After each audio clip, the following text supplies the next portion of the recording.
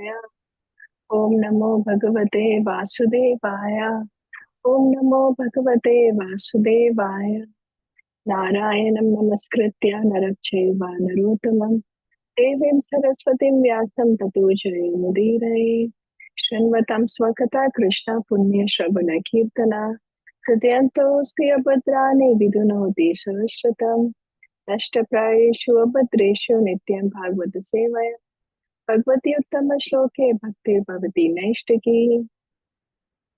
So we are going to be doing chapter 7 summary. I'll just go ahead and do the invocation prayers too. Om Ajnanatimirandasya Jnananjana Shalakaya Chakshurunmilitam Yena Tasmai Shri Guruve Shri Chaitanya Manobishtam Sthapitam Yena Bhutale Swayam Rupa Kadam Dadati Swamidati Nama Om Vishnu Padaya Krishna Prastaya Bhutale Srimate Bhakti Vedanta Swami Niti Namane Namaste Saraswati Deve Gauravani Pacharine Nirvishesha Shunyamadi Satya Desha Tamini Jai Shri Krishna Chaitanya Prabhu Nityananda Shri Advaita Gadadhara Shri Bhakti Bhaktivedanta Hare Krishna Krishna Krishna Hare Hare Hare Rama Rama Rama Hare. Taking blessings from all the assembled devotees. Thank you so much for giving me this opportunity to summarize from Srimad Bhagavatam. And please forgive me for any of my own interpretations and shortcomings while speaking on these verses. So this one now, we just completed chapter 6, and now we are on to chapter 7, the summary, and the title of the chapter is The Sacrifice Performed by Daksha. Now this chapter is the final chapter in this pastime of Daksha, Lord Shiva, and Sati pastime. We have been seeing that for several chapters now. We have been going through this, and this is going to be concluding chapter now. This is a pretty long chapter. There are total 61 verses in this chapter, and the breakdown is text 1 through 5 will speak about Lord Shiva replies to Lord Brahma. 6 through 12 is Daksha regains his life and apologizes to Lord Shiva. 13 through 15, Daksha speaks to Lord Shiva. 16 through 25, Lord Vishnu appears in the sacrificial arena. 26 to 47, each person in the assembly glorifies Lord Vishnu according to his own realization. 48 through 54, the sacrifice begins and Lord Vishnu instructs Daksha. 55 through 57, Daksha completes the yajna and satisfies all who participated. And then 58 through 61, Maitreya Muni offers benediction to those who hear and narrate this pastime. So that's kind of the breakdown of this chapter. As I said, it is quite a bit of a long chapter that's upcoming now. So in 1 through 5, right, Lord Shiva is replying to Lord Brahma. So basically what it is all of this pastime happened. And after that, Prabhupada is explaining here that we saw that Lord Shiva really punished Daksha, right? So in that, he is trying to explain that there are two types of punishment.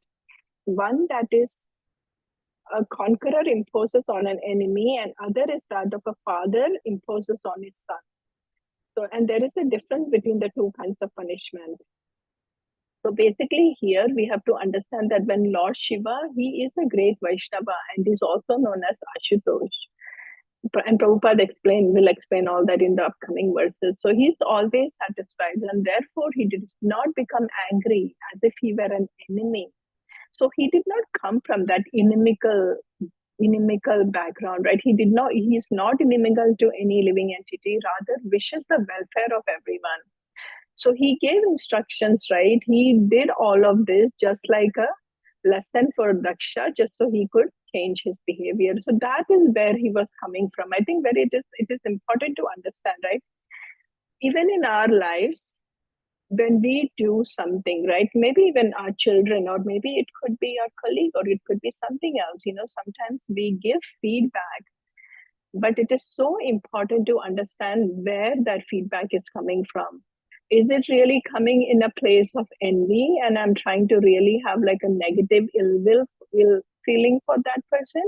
Or is it really coming from a place where I'm trying to have positive for that person and give the feedback just so they can improve and make their life better?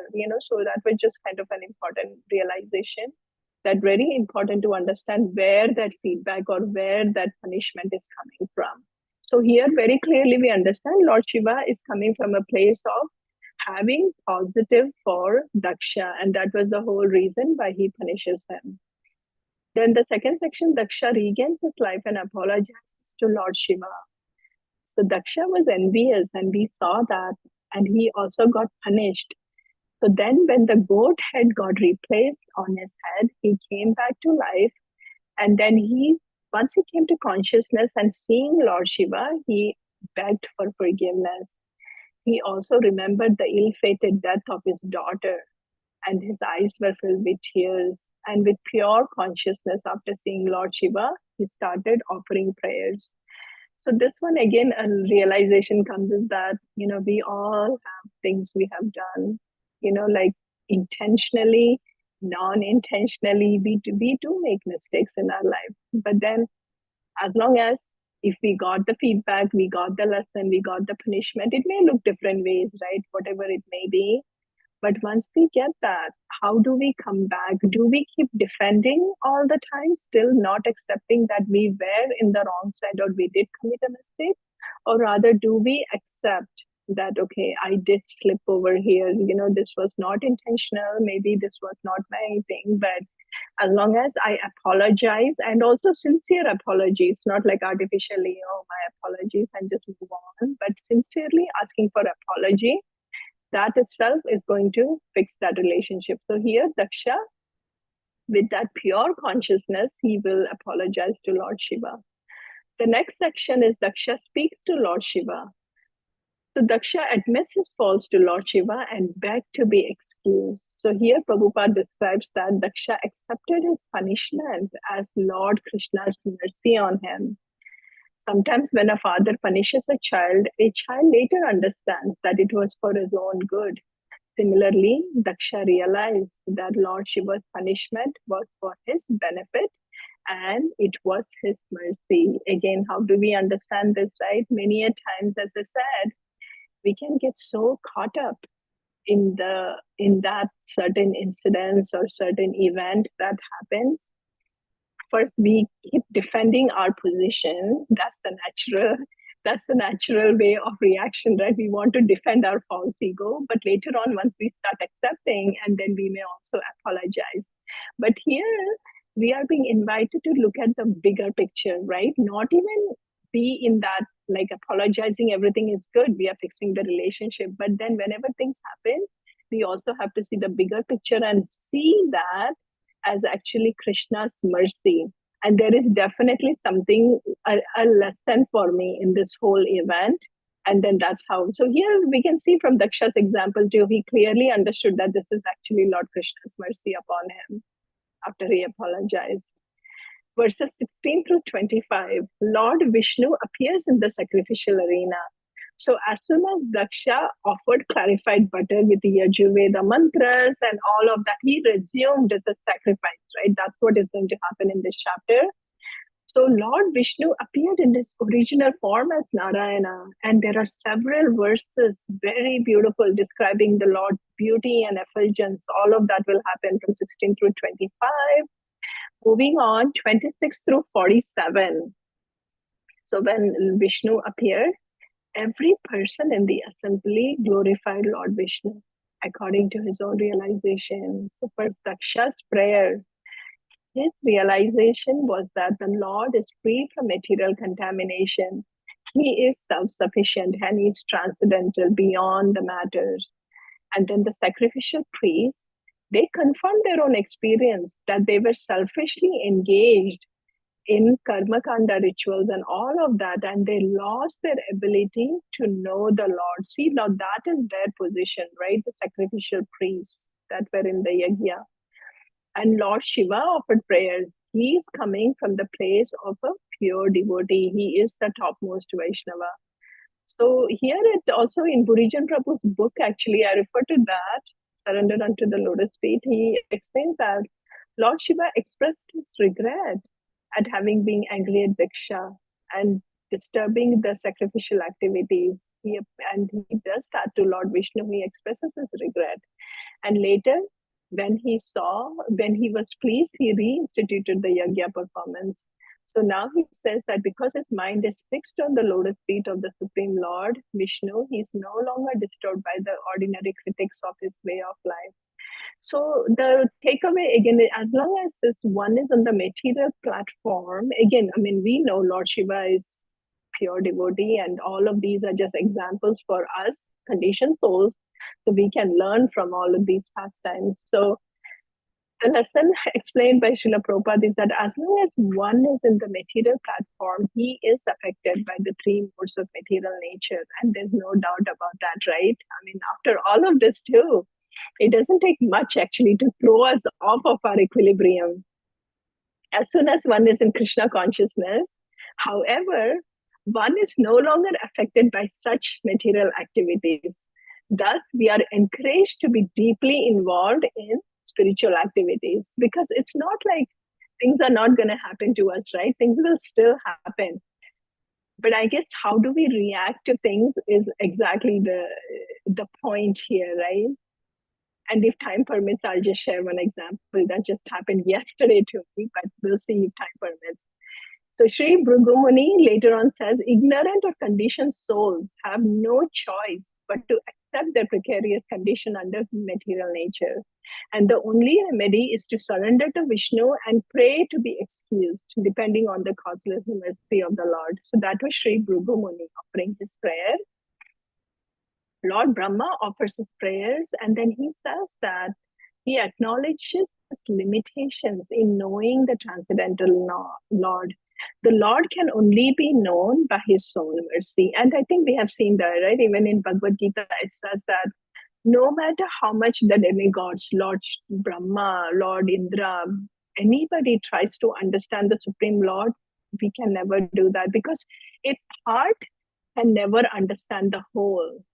Similarly, it is never possible that anybody can understand the Lord as he is. He can only be understood by Krishna's mercy.